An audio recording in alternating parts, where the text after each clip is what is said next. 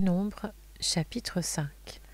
L'Éternel dit à Moïse : Ordonne aux Israélites de renvoyer du camp tout lépreux et toute personne qui a un écoulement ou est souillé par un mort. Hommes ou femmes, vous les renverrez à l'extérieur du camp, vous les renverrez afin qu'ils ne souillent pas le camp au milieu duquel je demeure. C'est ce que firent les Israélites. Ils renvoyèrent ces personnes à l'extérieur du camp. Les Israélites agirent comme l'Éternel l'avait ordonné à Moïse.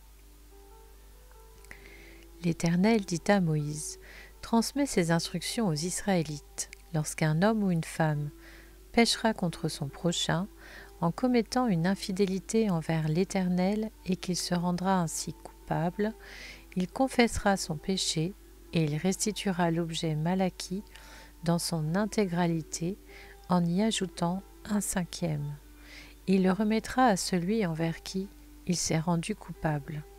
S'il n'y a personne qui ait droit à la restitution de l'objet mal acquis, cet objet revient à l'Éternel, au prêtre, en plus du bélier expiatoire avec lequel on fera l'expiation pour le coupable. Toute part prélevée sur les offrandes consacrées par les Israélites appartiendra au prêtre, à qui elles seront présentées. Ce qu'on aura consacré lui appartiendra, ce qu'on lui aura remis lui appartiendra. L'Éternel dit à Moïse : Transmets ces instructions aux Israélites. Supposons qu'une femme se détourne de son mari et lui devienne infidèle, qu'un autre couche avec elle à l'insu de son mari et qu'elle se rende impure en secret, sans qu'il y ait de témoins contre elle et sans qu'elle soit prise sur le fait. Supposons que le mari soit saisi d'un esprit de jalousie et soupçonne sa femme, qu'elle soit effectivement rendue impure ou non. Le mari amènera sa femme au prêtre et apportera en offrande pour elle 2 litres de farine d'orge. Il n'y versera pas d'huile et n'y mettra pas d'encens, car c'est une offrande de jalousie, une offrande de souvenir qui rappelle une faute. Le prêtre fera approcher la femme et la fera se tenir debout devant l'Éternel. Il prendra de l'eau consacrée dans un récipient en terre, il prendra aussi de la poussière sur le sol du tabernacle et la mettra dans l'eau. Le prêtre fera tenir la femme debout devant l'Éternel. Il défera la chevelure de la femme et posera sur ses mains l'offrande de souvenir, l'offrande de jalousie, tandis que lui-même tiendra dans sa main l'eau amère qui apporte la malédiction. Le prêtre fera jurer la femme et lui dira : Si aucun homme n'a couché avec toi, et si tu ne t'es pas tourné vers un autre que ton mari pour te rendre impure, sois reconnue innocente par cette eau amère, porteuse de malédiction.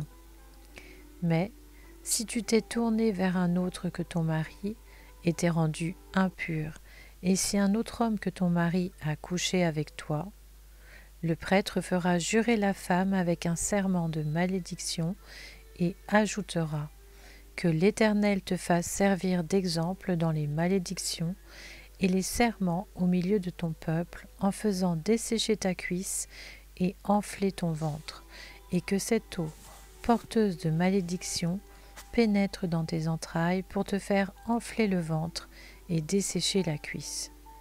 Et la femme dira : Amen, Amen.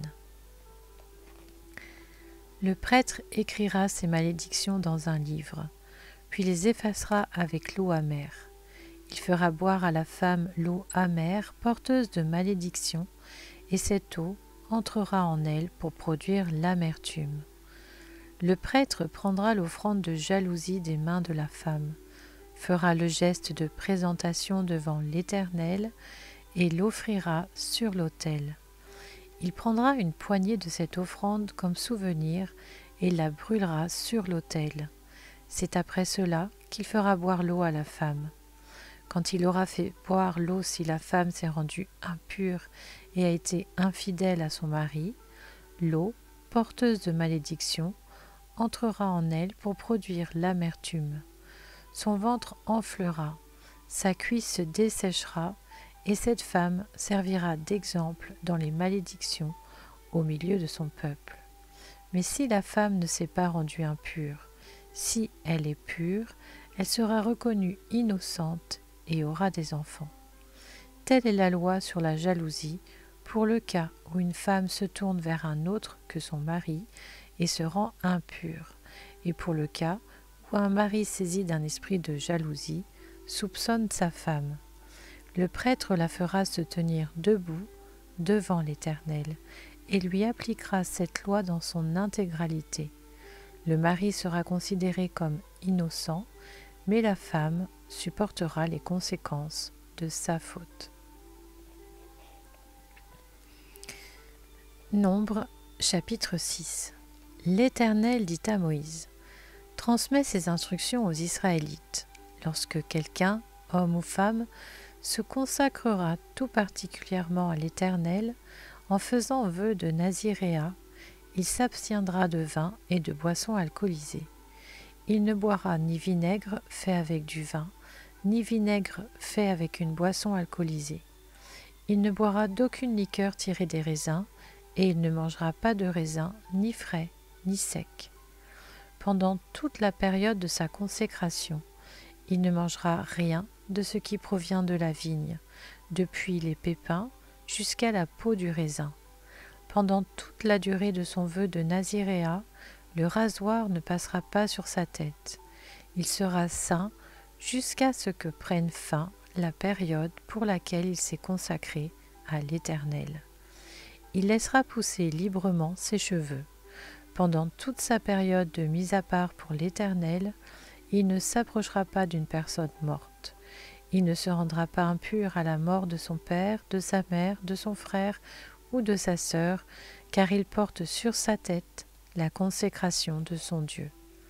Pendant toute sa période de mise à part, il sera consacré à l'Éternel.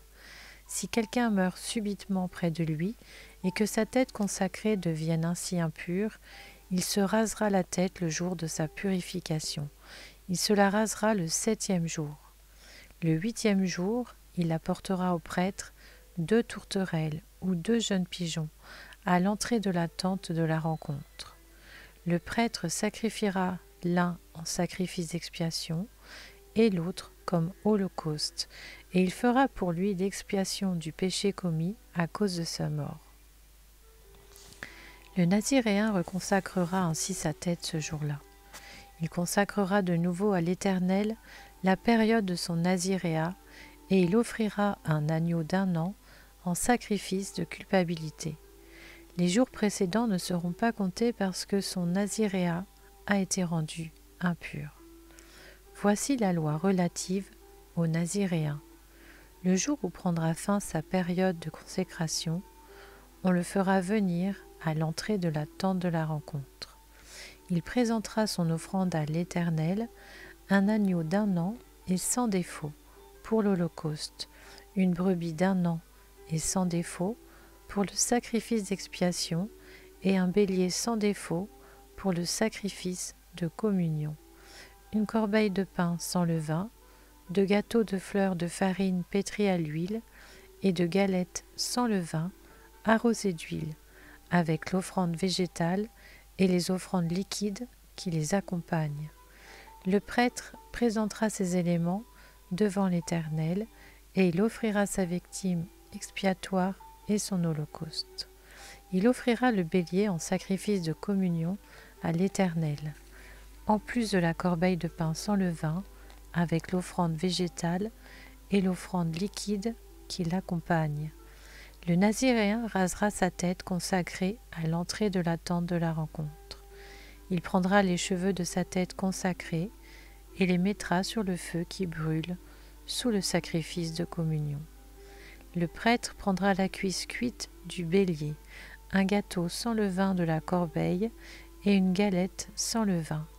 Il les posera sur les mains du Naziréen une fois que celui-ci aura rasé sa tête consacrée. Le prêtre fera pour eux le geste de présentation devant l'Éternel. C'est une chose sainte qui appartient au prêtre, avec la poitrine qu'on a présentée et la cuisse prélevée. Ensuite, le naziréen pourra boire du vin. Telle est la loi pour celui qui fait vœu de naziréat. Telle est son offrande à l'Éternel pour son naziréat, en plus de ce que lui permettront ses ressources. Il accomplira ce qui est ordonné pour le vœu qu'il a fait conformément à la loi de son naziréat. L'Éternel dit à Moïse, transmets ces instructions à Aaron et à ses fils.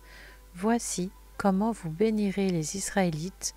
Vous leur direz, que l'Éternel te bénisse et te garde, que l'Éternel fasse briller son visage sur toi et t'accorde sa grâce, que l'Éternel se tourne vers toi et te donne la paix. C'est ainsi qu'ils mettront mon nom sur les Israélites et je les bénirai.